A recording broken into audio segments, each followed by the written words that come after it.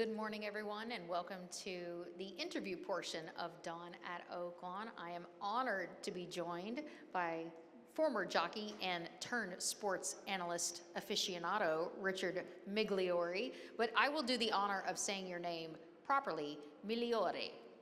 Very good, Migliore. The G is supposed to be silent, but then it wouldn't be the Mig. That is true. That is true. Wouldn't be the Mig. So he is a native New Yorker, and you don't see many people in the horse industry from Brooklyn. No, it's kind of an unusual path. I fell in love with racing because my father used to love to go to the races, or we had to fish him out of the bar on Coney Island Avenue where they used to bet in the back. And from the time I was about 10 years old, they used to close winter racing in New York back then. And the first stakes race every year in the middle of March was the toboggan handicap. Okay. And I don't think I ever missed a toboggan handicap when I was a kid, and so much so that one day on the train ride home, I lived about 9 miles from Aqueduct. I told him that I was going to be a jockey. I was 11. I could see the conversation, and that I was going to win the toboggan handicap. So when I won the toboggan handicap, it was actually kind of emotional for me, and then I wound up winning 6 of them. So You manifested that. yeah, oh yeah, I definitely drew it back to me, yeah. So Mig was legged up more than 30,000 times in the afternoons. That doesn't count morning. Yeah.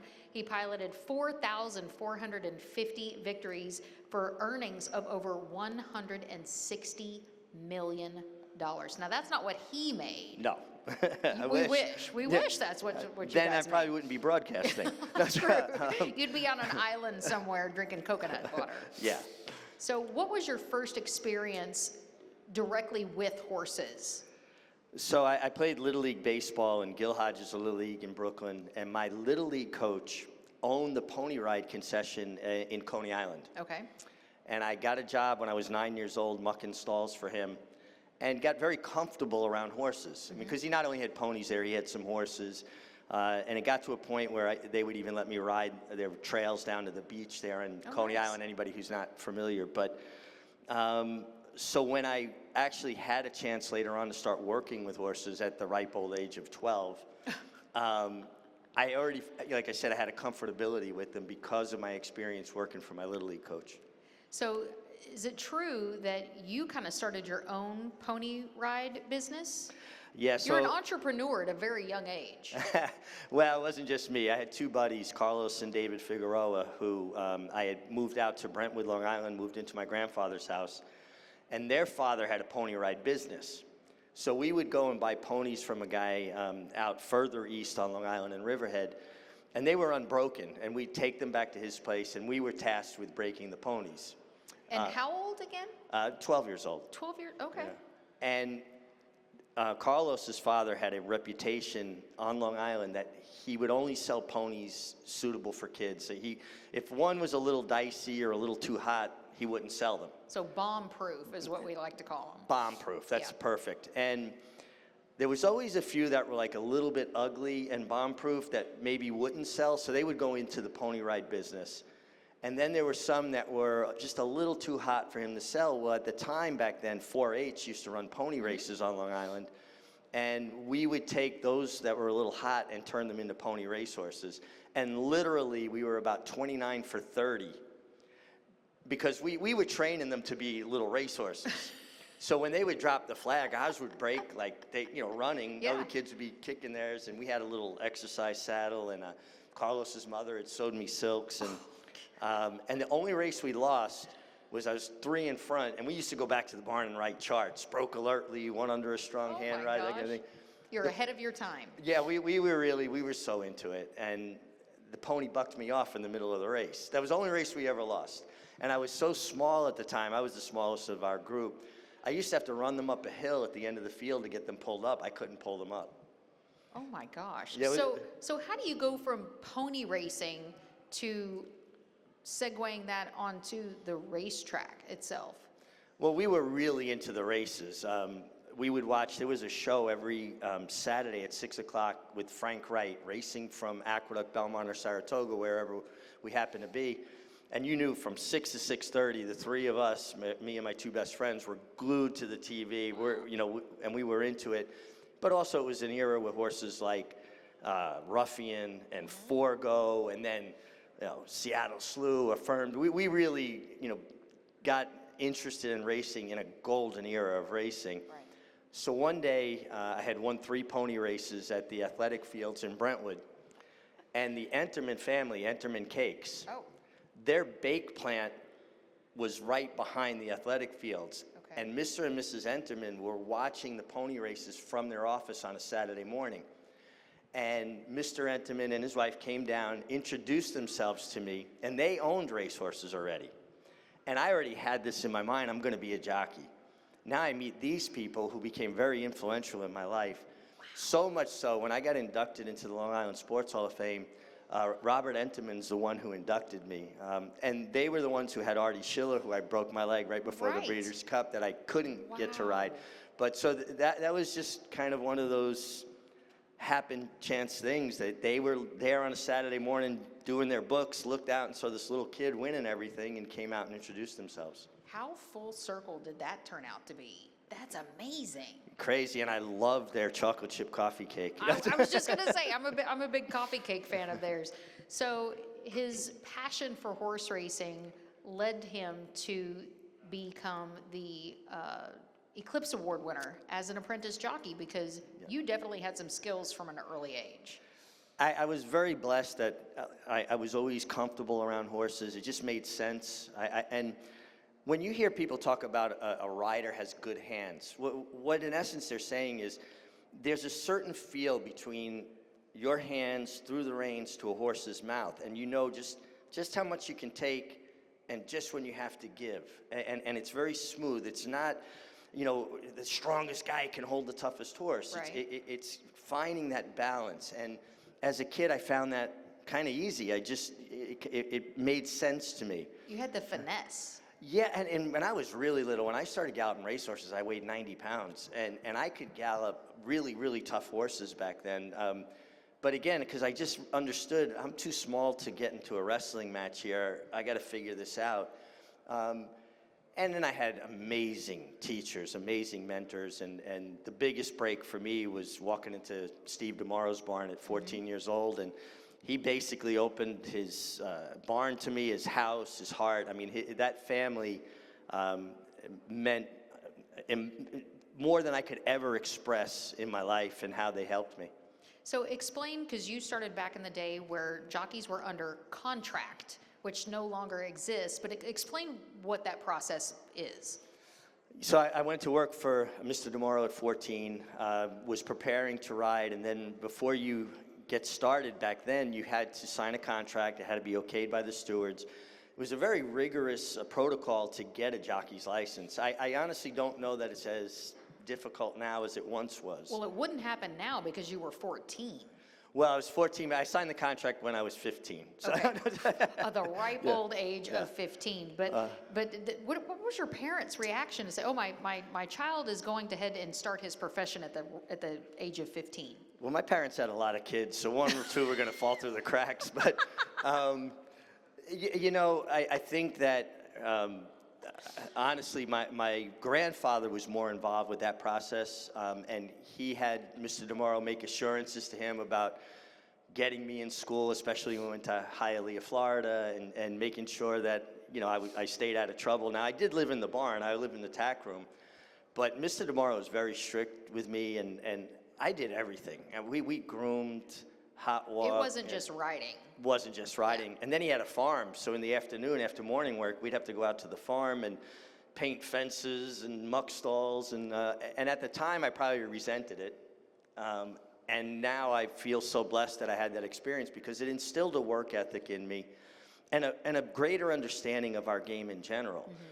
And there's so many people that work so hard with these horses, and the jockey's the most visible member of the team, right? They win, they're the one in the winner's circle throwing the flowers. Right. But meanwhile, there's a groom that's up at 4 o'clock every morning, attending to that horse's every needs. There's a hot walker.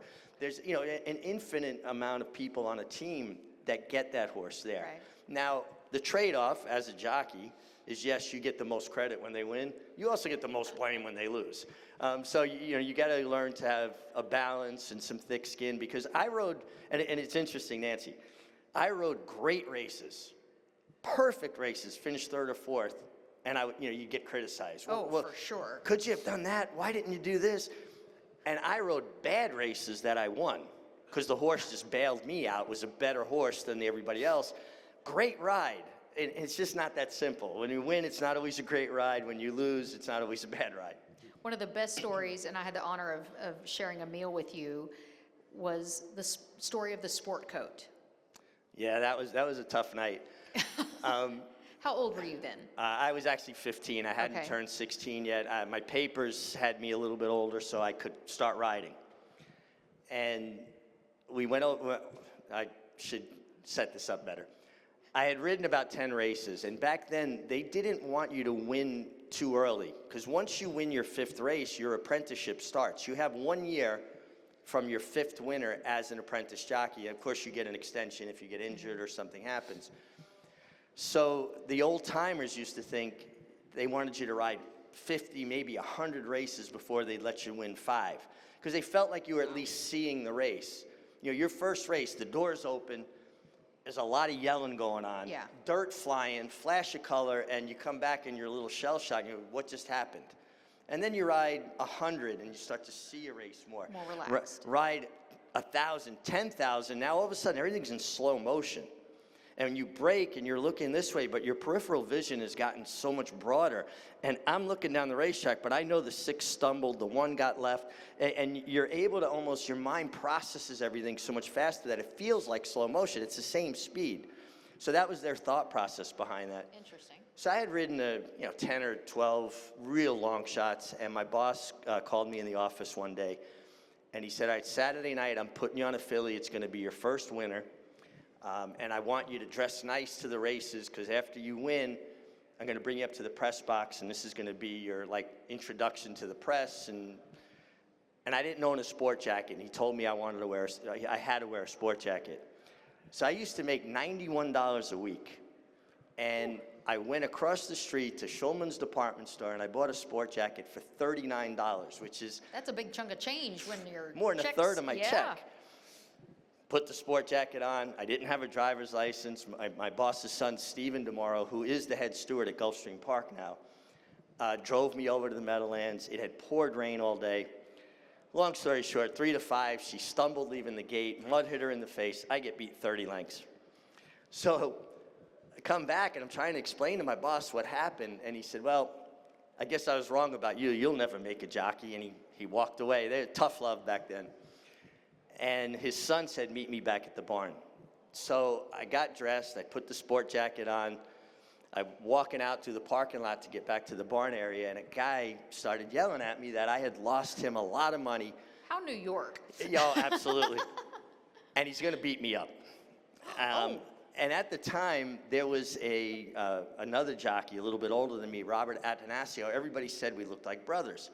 So me being a kid from New York, I'm going, I'm not Migliore, I'm Atanasio. What are you talking about? Well, he didn't buy it, and he grabbed me, and the valet parking guy's like, hey, leave that kid alone, and he threw me in a puddle.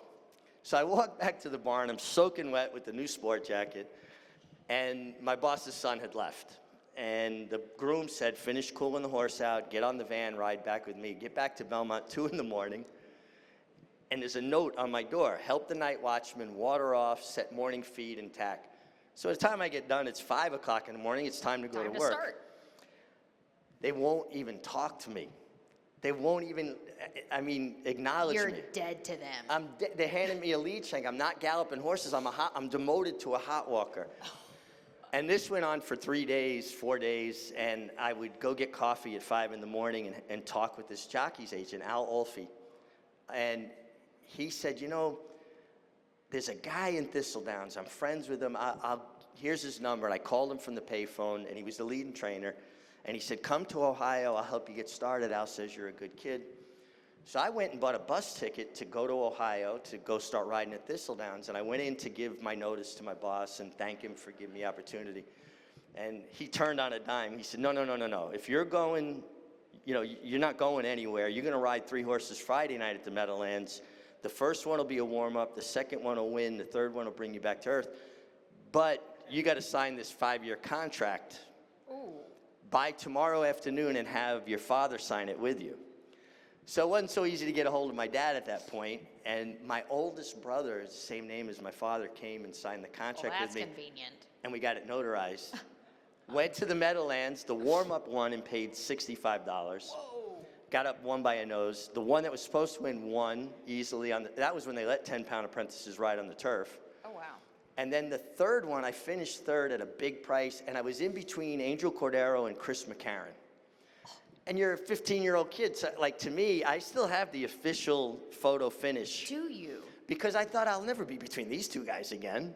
You know, I didn't know that my career was actually going to get going and gain traction. Wow. But that's how I wound up under a 5-year contract, and wound up buying my way out of the contract after 2 years because it just got to a point where I was in demand. Yeah. And as much as my boss did for me, it was kind of starting to suffocate my career.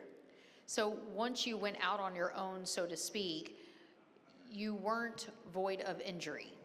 Let's talk about the injuries, because you're kind of like the bionic man, I like to think, because you've been told several times, not only will you not ride, but you won't walk. Yeah, twice they basically laid it out that I was going to be in a wheelchair, and by the grace of God and great surgeons and wonderful people that support and love me, and you know, a lot of work.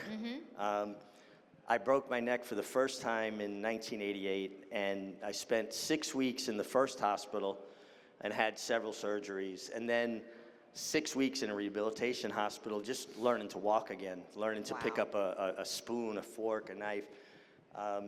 And then I came back, and I was leading rider at the first meet that I came back. But this is how you think when you're young. I'm sure you could all relate. If that didn't kill me, I'm invincible. So I didn't come back with any fear whatsoever. I got suspended more because I was making room where there was none, and you know, riding rough, not careless, riding like with reckless abandon, because I genuinely thought if that didn't kill me, I'm good.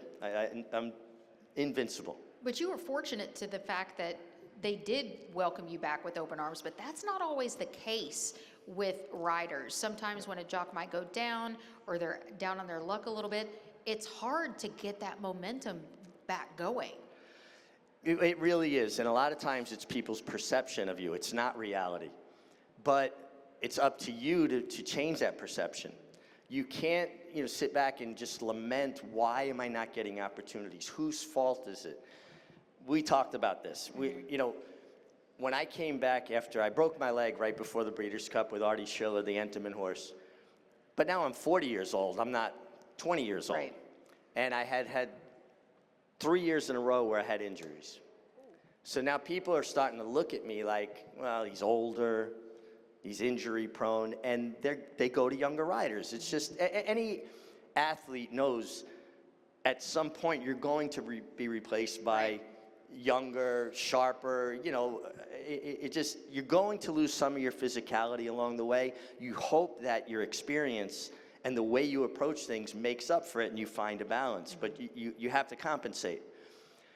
So I made a decision, I got to look at the guy in the mirror.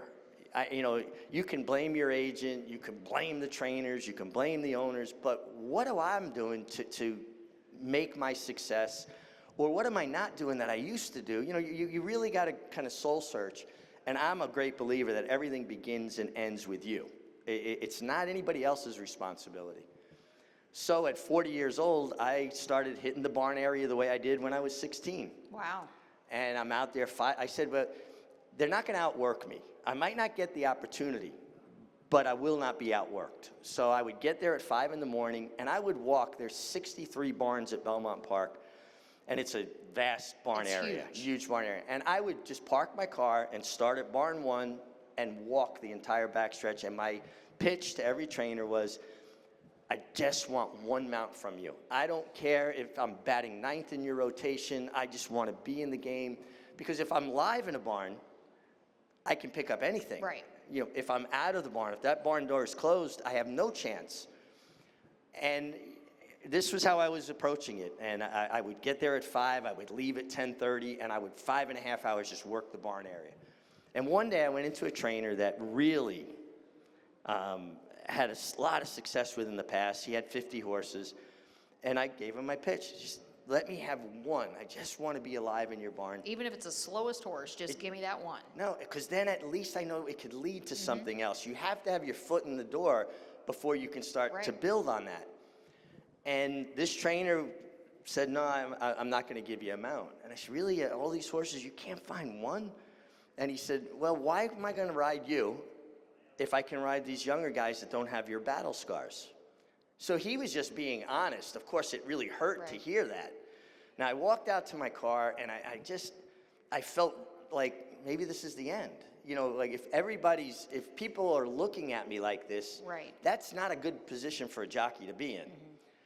So I kind of was contemplating, maybe it's time. They're retiring me. I felt like I could still ride. Drove through the middle of the training track to the main track, kind of composed myself, got out of the car, and there was a jockey's agent there, Ron Anderson, probably the greatest jockey agent in the history of jockey agents. He, if there was a Hall of Fame, he'd be first ballot, But he said to me, I watch you ride. He goes, and you still ride a good race. He goes, I watch races for a living. You ever think a change of scenery might do you good? Because I stayed in New York my entire career, and that was by choice for my children. I didn't want my kids to have to move schools, and I wanted a stable family life. And he offered me to go to California, and that's, we had a family meeting and made a decision. I went to California and reinvented myself and had a good 2-year run where, I did great out in California, won grade ones, wound up winning the Breeders' Cup that had eluded me. And then I came back to New York because my oldest son had started college, and, it was too much, the going back and forth. And I can fail as a jockey. I cannot fail as a father or a husband. You have to have your priorities in order in that respect. And I came back to New York and actually was going okay, gaining some traction, and I picked up, I became Godolphin's first call rider in America. Not a bad gig if you're familiar with Godolphin. Well, getting up, excuse me, every morning, getting on the class of horses that I was getting on, it was like it had rolled back the clock. I was like a 16-year-old kid again, laying out my boots, my helmet, my flak jacket, everything the night before, because I couldn't wait to get to the barn in the morning. And I had just signed a deal with them to go ride the carnival in Dubai. Oh, wow. And then spend the summer in England riding for them. And a lot of what gained their attention was my horsemanship. There was a really rank horse, Afrashad, that I got on and really helped develop and straighten out, and wound up winning some stakes on him, and that led me to that opportunity. Then Flashing was another one, and I wound up winning my last grade one on her. So I just made this deal, and it's middle of January at Aqueduct, and I'm riding a 10-claimer, and I crashed turning for home and broke 6 vertebrae in my neck and 4 in my back, and unfortunately that retired me. So I lamented to my wife that after the fact, why didn't I just take some time off and wait to go to Dubai because I'm riding these great horses? Could you have done that, really? Well, that's what she said to me. She says, you can't do that. That's not me. And she's right. I am a very high energy person. I have to do stuff. And it's compounded now. They didn't tell me that if you actually eat food, you have a lot of energy. Because as a jockey, I didn't eat very much. What a concept. Yeah, I just didn't realize, that's fuel, okay. So with the retirement, the forced retirement, that could not have been easy because you'd started being on horseback from a very young age. What did that do to you mentally? When I first, the doctor didn't say my career was over until after the surgery, and he said, I had to fuse 5 levels of your spine. Yeah, you cannot ride horses anymore. And in that moment, Nancy, I didn't care. I was beat up. It just so hurt. Yeah.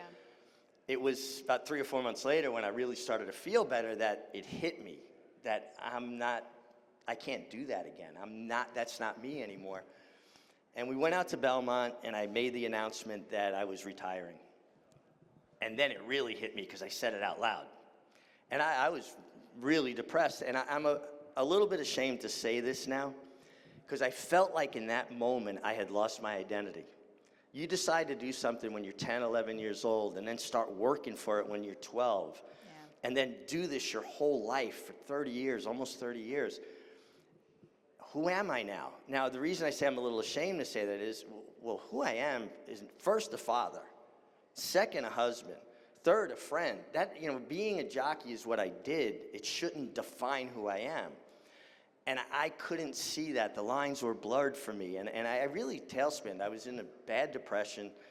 You really couldn't shake it. A little bit lost. My days were always so regimented. Yeah. Now I have no set schedule. Even your nights, going to bed early. The way I ate. Yeah. I mean, you could set the clock at what time I ate, how I ate, and then my 10 M&Ms in a Dixie cup was dessert that I could make last for an hour watching TV. Plain or peanut? Plain. Okay. Plain. But, so it took me a while to work through that. I'm not ashamed to say I had to get help to deal with that and figure it out. But what really helped the most was I immediately got a call from Amy Zimmerman at the time with HRTV. She ran the network. Hey, we think you'd be good on TV. Would you like to try this? So when I felt good enough, they had me come out. My first show was the Breeders' Cup Preview Day at Belmont. So it was a big day. Big place to debut for your broadcasting career. Yeah, it was a bit much. I was terrible. I mean, beyond terrible. And I knew I was terrible and drove home and I walked in the house and my wife said, ooh, that wasn't too good, was it? Carmela said that? Oh, yeah. She's nothing if not honest. And I said, well, yeah, that wasn't too good. They won't be calling back. And then miraculously, they called back. And the second thing I ever did was the Breeders' Cup at Churchill Downs. So I went from the deep end of the pool to the middle of the ocean. Oh my gosh. But without a floaty. Without a floaty. With no floaties. And sharks in the water. But the greatest thing that happened was I was paired up with two amazing individuals for that Breeders' Cup. Lafitte Pincay, who I still work with, and Scott Hazelton, who I wish I worked with still. Two amazingly generous people, great at what they do, and I learned how to prepare. And there's so much going on. People don't realize you get somebody in your ear. Everything's timing. You got to go through every element of a rundown. And it's all improv. Well, a lot of it's improv, but you have to know where you're going next and who you're taking it from, and know that I've got 45 seconds to make my point. Yeah. Because we're going to go on, and so there's a lot of moving parts. Very. And these guys, and I think it had to be a little, I won't say difficult for them, but you think about how many racing broadcasting jobs are out there. Not a lot. There's not a lot. There's a finite amount. So the tendency for a lot of people that do horse racing TV is to guard their spot jealously. You don't let somebody else in the door. Can be a little territorial. Exactly. Yeah. And you can't blame them, but not Lafitte and not Scott. And they really helped me. So anything that I'm doing now is a direct product of their generosity and their time and their kindness. And they're two of my dearest friends forever because of that. And in like this summer, we had Rajiv Miraj doing some stuff with Saratoga. I was the same for him because you got to pay it forward. Someone's that kind to you, you've got to be that kind back. What's your favorite part of being an analyst?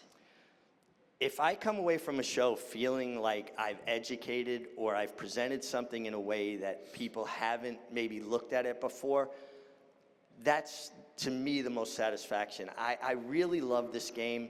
This game has given me everything good in my life. And I feel like if we do a good job of educating people, that's going to make them more comfortable with the product, and we're going to help create fans. And that's my responsibility. I've got to give back to the horses and to the game. So there's been a lot of transitions in the world of horse racing since you've been involved. Where do you see the sport from your perspective in 10 years? It's a great question, and maybe I'm not the person that's qualified enough to answer it, but one thing that I'm always very concerned about is a lot of our revenue now comes from off-site wagering and ADWs, and at some point, the people that are betting online, they had experienced the day at the races with their grandparents or their mother and father, whoever it might have been. So they understand the event and the excitement surrounding it. When those people move on to other things or pass away or whatever it is, if they lose interest, at some point there's going to be a void, because I don't think young people are just going to wake up one morning and go, I think I'm going to start betting on horses today online, unless they've experienced the event.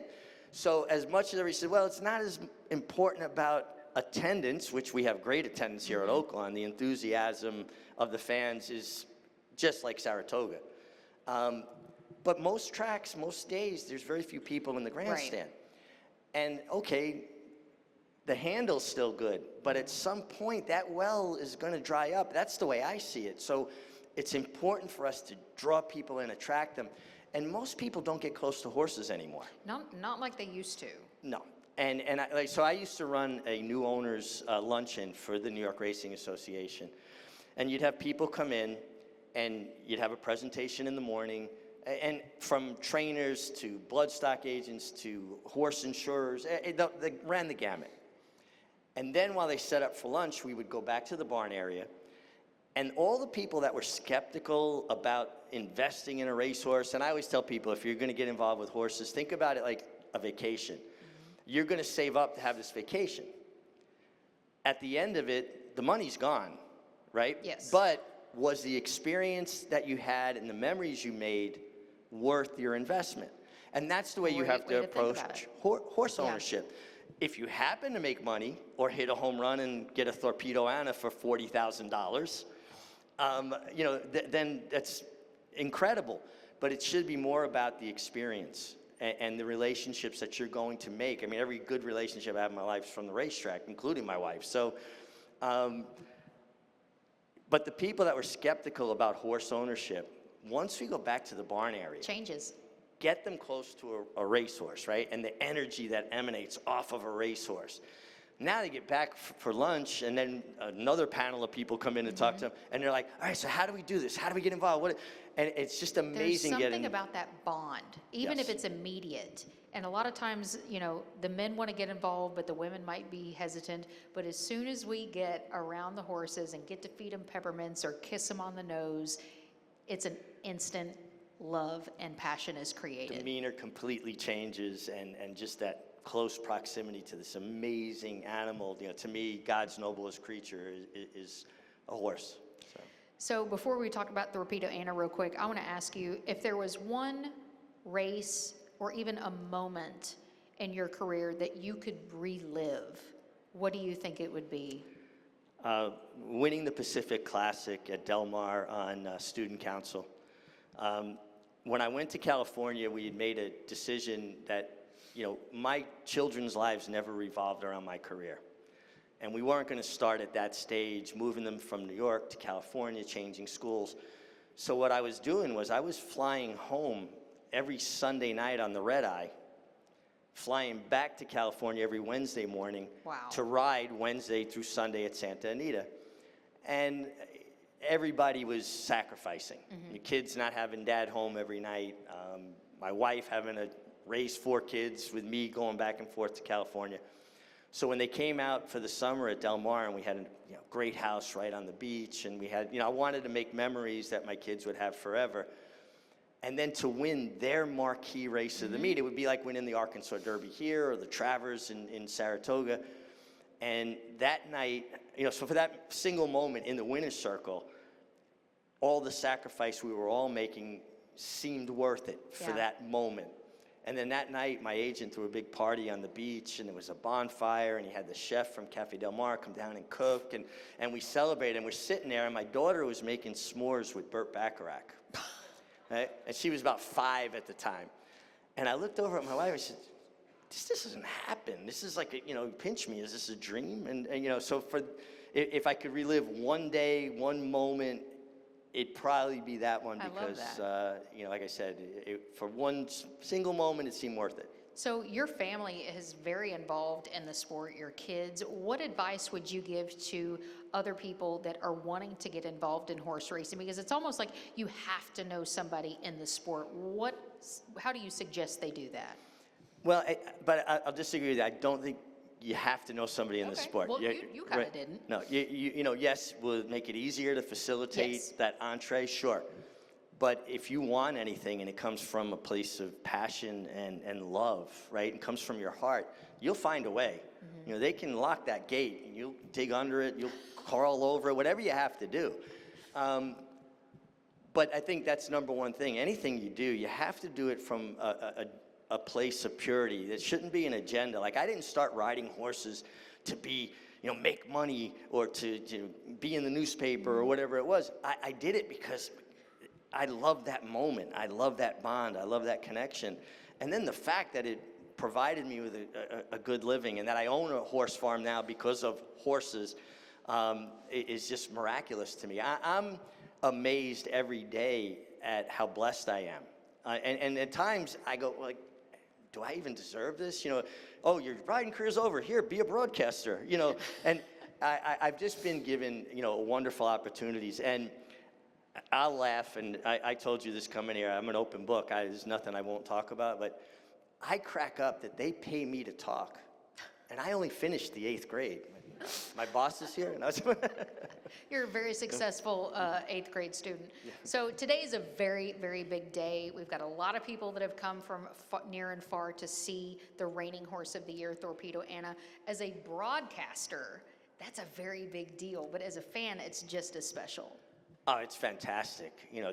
This is a special thing. Not everybody gets to see a horse of the year compete, or they may be in their midst of their whole horse of the year campaign, so you don't know they're going to be horse of the year. But the fact that she's returning as a 4-year-old as the horse of the year, this reminds me of the 70s. When I couldn't wait to see Forgo, who would be the reigning horse of the year, come back, and I get the privilege of covering it. But all week long, I've been a fan. Yeah. I've been excited. We were there on the backstretch when she got off the van. Yeah.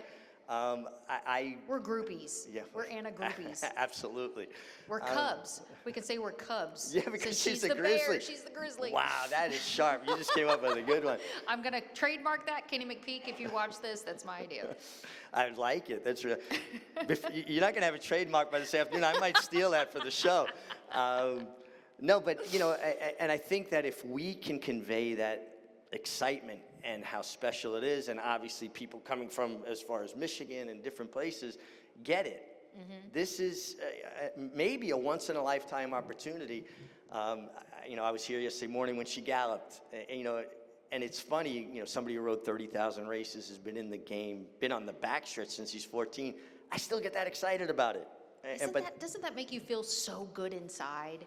Well, it does, but Because that's what horses do. Sometimes people lose that passion a little bit, and it's things like this that really do bring it back. Well, it makes me feel like that 12, 13-year-old kid watching that show, 6 o'clock on Saturdays, with Frank Wright, Charles C. Canty, and Dave Johnson. And how I wanted to be in that world, and how exciting it all seemed, even though I hadn't really got a glimpse into the backstretch yet and everything. That's what Torpedo Anna's given me this week. It's a gift. So before I let you go, I'm very curious, who were you next to in the jocks room when you first started out riding? Because that was the heyday of New York riding. Yeah, I think I was, probably a little dumb, certainly very naive to walk into that room and think I belong here. Angel Cordero, George Velasquez, Jacinto Vasquez. My first race, I found the overnight, 12-horse field at Belmont Park, and that was when a lot of the California riders would ride in New York in the autumn. They would have the fair meets. They would ride the championship meet at Belmont. Lafitte Pinkeye, Bill Shoemaker, Chris McCarron, and then all of our guys, 10 Hall of Famers were in that race. But the guy who my locker was next to my entire career, somebody who had a lot of success here, was Eddie Maple.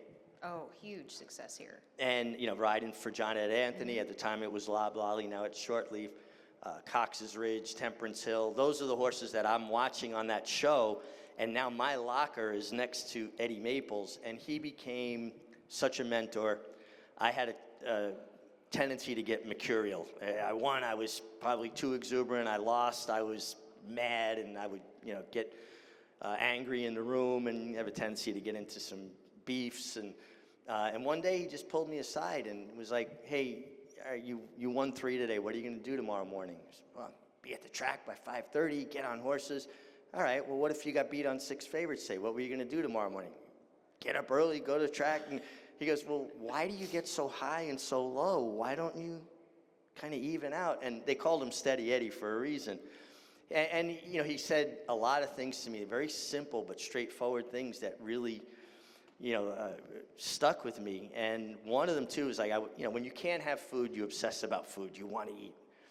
And I was, really killing myself to make weight. And one day he just looked at me, he goes, food's always going to be there. And that just clicked. Yeah, he's right. All right, I can't eat right now, but someday I'll eat. That just sometimes somebody says something that resonates with you, and you can kind of, and that's Eddie's still that way. We talk probably at least once a month. He lives in South Carolina now. And he always just had a way of saying some of the simplest things that carry a lot of weight that really made sense. What are some of those things that you might have said to a rider that kind of made them click? Well, Because you have a lot of words of wisdom. Yeah, that comes with age. The one thing that I really feel strongly about, and I talk to young riders, is you cannot control when you're going to get an opportunity. The only thing you can control is your preparation and being ready for that opportunity when it comes. Because it will come, and if you're sitting on your heels not ready for it, that moment's gone. Yeah. So your work ethic you could control. I can't control a trainer's mind. I could do everything right, work 25 horses for the guy. Doesn't mean he's going to give me a mount. It's a good way for people to understand it that maybe don't. When you start riding, you don't have an agent. You'll ride any horse in any situation. It doesn't matter. Tom Cruise probably has a commercial that he's embarrassed about, right? Probably. But as a young actor, he's going to take any role. As a young jockey, you're going to ride any horse. Then you start to get some credibility, win some races, build a resume. Now you hire an agent. Now you become the guy that wants the Academy Award-winning roles. You want to ride the stakes horses, the good horses, the horses that will take you to the grade ones and the big races. And you become a little bit choosy, and you get a little bit comfortable. And I think you got to keep that hunger. You can't lose that, hey, I get to ride horses, and they pay me. I was in Lake Catherine State Park the other day. They've got a riding stable. I wanted to pay them to go for a horseback ride. And I go, man, when was the last time I paid someone to ride their horse? Now, I didn't do it because I could hear my wife, like, you're not supposed to get on horses. But I was tempted. So the fact that you get to do something you love and they pay you for it, I mean, they pay me to talk about horses. Come on. I am truly blessed. Well, if there was an eclipse for commentating, broadcasting, I would vote for you. Well, or if there was a Hall of Fame for commentating, I would vote for you, because the knowledge that you have is so deep and wide. And not only that, but just talking to you as a person, which I now think I can call you a friend. Oh, we're friends, yeah. You're absolutely inspirational. Oh, thank you. You're too kind. You're making me blush. Again, I'm just very fortunate. And I think if you look at horse racing television and the way you present the game, and I think the game has elevated. Over the last 10, 12 or so years. Charles C. Canty, Dave Johnson, Frank Wright, they were all great, and they were certainly people to aspire to be like. The pillars of commentating. Absolutely. Yeah. And then, to have the opportunity to get to know them after watching them as a kid. Yeah. And ride for Frank Wright, know Charles C. Canty, Dave Johnson and I talk still. It's a pretty special thing. So tell everybody where they can watch you if they are not at Oaklawn, which you should be. Yeah, we're on Fox Sports. I don't control if we're on Fox Sports 1, Fox Sports 2. Sometimes we get bounced for World Ping Pong Championships or whatever it may be. And then we're on the NYRA YouTube channel. But mostly we're based on Fox Sports, and we will be today. Our show doesn't start till 3 o'clock today. Okay. But obviously the whole show has been built around Torpedo Anna, and when you have a topic like this, it makes our jobs very easy. Real quickly, if you are going to take the 915 barn tour, you probably need to start making your way down to the tour bus, which is located by the American Pharaoh statue in the porte cochere. So you've got about 4 minutes to make your way down to that area. But thank you so much for coming. I know you're a morning person anyway. Yeah, I was up. My routine right now is I get up at 5:30. It's 6:30 in New York. I put my phone on the stand, and my wife and I have coffee together, FaceTiming. That's our routine every day. I love that. Yeah. Does anybody have any questions for Richie? Yes, sir. I,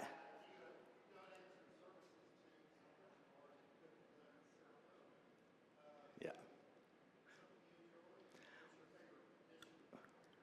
I actually really, really love to cook, and I do that for the Thoroughbred Retirement Foundation. They auction off an evening where I cook for the group, and we had a lot of fun on Union Avenue this past summer. I cooked for, it was about 14, 16 people, and I didn't have my sous chef. My wife wasn't in Saratoga at that moment, so my daughter stepped in, but you know, cooking for 16 people is a lot of pressure. Yeah, you know, it is. people that are nice people, but you don't know.